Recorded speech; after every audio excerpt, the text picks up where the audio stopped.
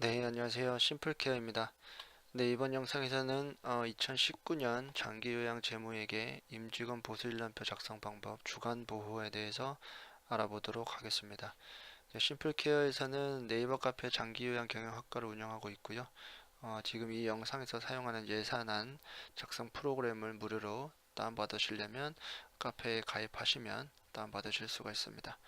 또한 이제 예산 보고나 결산 보고 또는 회계 입력 또는 세무노무 업무 대행이 필요하신 부분은 이 번호로 전화 주시거나 메시지 주시면 상담 후 도움 드리도록 하겠습니다. 지난 시간에는 이제 예산 총칙과 세입 예산안 작성 방법을 알아봤고요.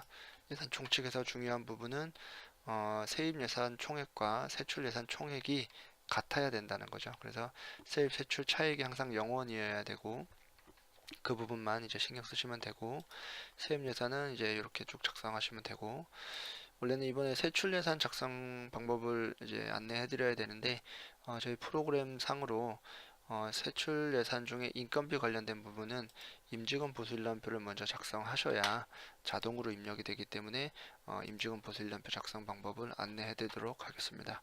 임직원 보수일람표는 간단하게 급여 대장을 작성하는 식으로 하시면 됩니다.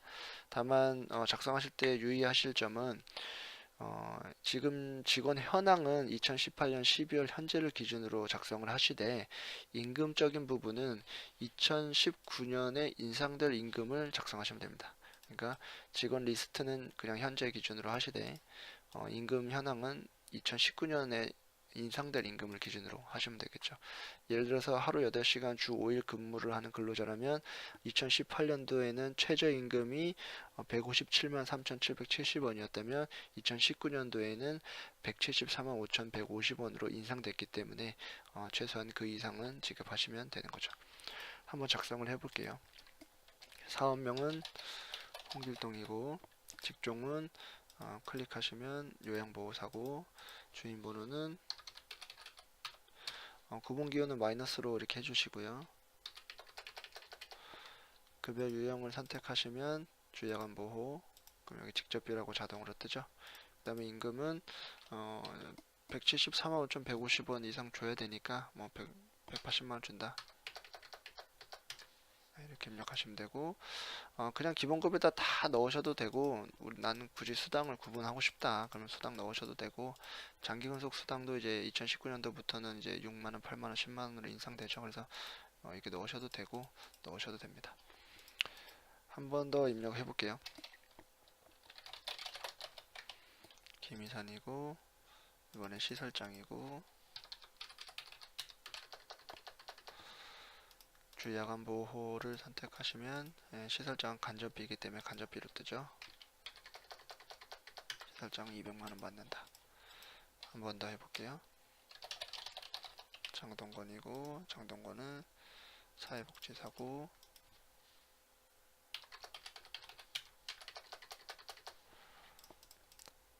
주야간 보호 간 직접비 네, 이런 식으로 입력하면 됩니다. 이런 식으로 쭉 입력하시면 되고요. 이런 식으로 현재 기준으로 직원 리스트는 현재 기준, 급여는 내년에 인상될 급여 이상으로 입력하시면 됩니다. 예산 보고 때도 말씀을 드렸지만 이 임직원 보수 일람표 같은 경우에도 세입 예산에서도 우리가 지금 현재 현원이 아니라 최대 정원을 기준으로 한다고 작성을 한다고 했죠. 넉넉하게 예산을 짠다고 했죠. 임직원 보수 일람표도 지금 현재 기준으로 작성을 하되 좀 이따 말씀드리겠지만 만약에 인건비 비율이 모자른 경우에는 더 넣으시면 됩니다. 예를 들어서 지금은 없지만 그냥 신규 사원 신규 사원이라고 하셔도 되고 근로자라고 하셔도 되고 요양원을 요양보호사를 더 취급하겠다 이런 경우에는 이제 주민등록번호는 빼시고요. 주야간 보호해서 한 달에 이 정도 줄 거다 이런 식으로 채용할 것으로 예상되는 직원도 넣으셔도 됩니다.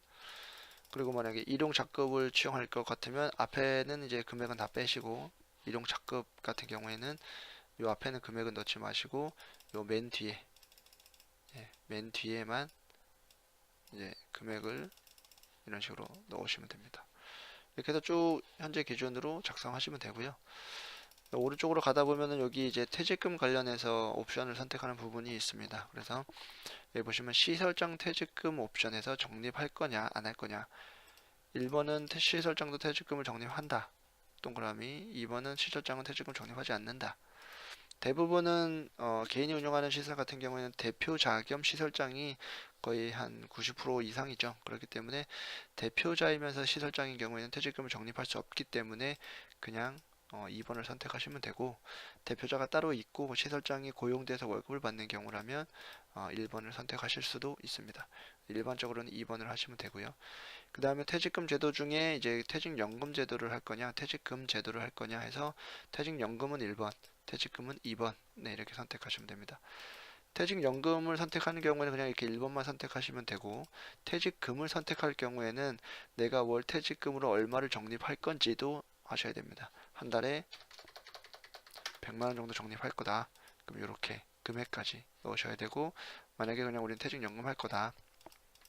그러면 따로 적으실 필요는 없습니다. 만약에 지금 뭐 퇴직금 제도를 제대로 하고 있는 게 없다. 그러면 그냥 1번으로 하시면 됩니다.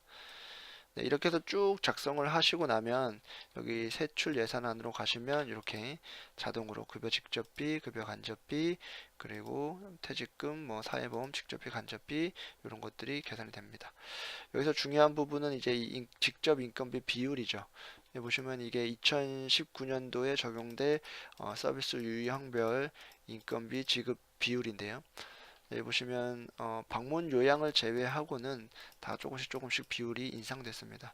원래 주야간보호도 한 47%대였는데 지금 48%로 인상이 됐기 때문에 재무회계 규칙에 따라서 예산을 보고할 때는 이 인건비 비율을 준수한 상태에서 예산 보고가 이루어져야 되기 때문에 대부분 지난 6월에도 예산 이제 보고를 했는데 인건비 비율이 낮아가지고 반려가 난다거나 그래서 다시 보고하는 일들이 발생을 했었거든요. 그래서 요 인건비 비율은 항상 이 48% 이상으로 나오도록 맞추시면 됩니다.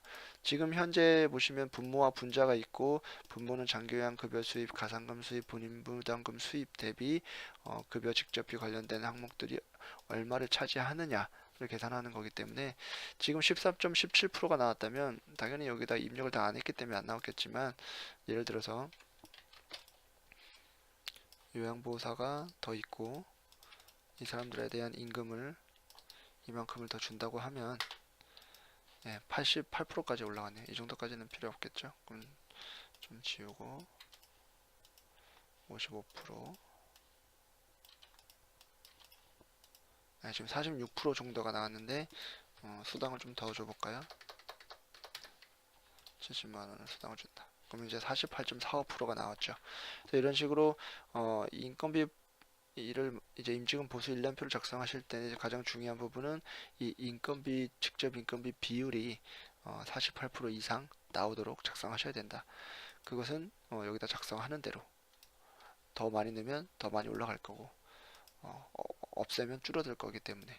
근데 이제 지금 이거는 가상으로 한 거기 때문에 이렇게 작성을 했지만, 예를 들어서 내가 넣을 수 있는 현재 직원들 다 넣는데도 인건비가 떨어지는 경우가 있겠죠. 48%가 안 되는 경우가 있겠죠.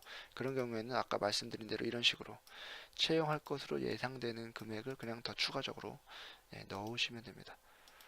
반대로 내가 그냥 이걸 현재 있는 기준으로만 다 넣는데 이 인건비 비율을 너무 초과하는 경우도 발생할 수 있겠죠. 네, 그런 경우에는 사실은 이 부분을 수입 자체를 더 늘리셔야 되는 겁니다.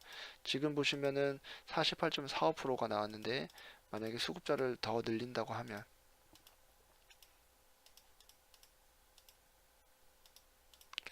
한 3명만 더 늘려볼게요. 늘린다고 하면 45%대로 떨어졌죠. 그래서 이걸 떨어뜨리려면은 이 직원을 줄이는 방법도 있고 이런 분모에 해당되는 부분 급여 수입이나 가산금이나 보딘 부담금을 다 늘리는 방법이 있고, 반대로 이 인건비 비율을 높이려면 당연히 직원을 더 채용하는 방법으로 작성을 하시면 됩니다. 네, 이렇게 해서 임직원 보수 일람표 작성 방법, 주간 보호에 대해서 알아봤고, 다음 영상에서는 마지막으로 세출 예산안 작성 방법에 대해서 알아보도록 하겠습니다. 네, 감사합니다.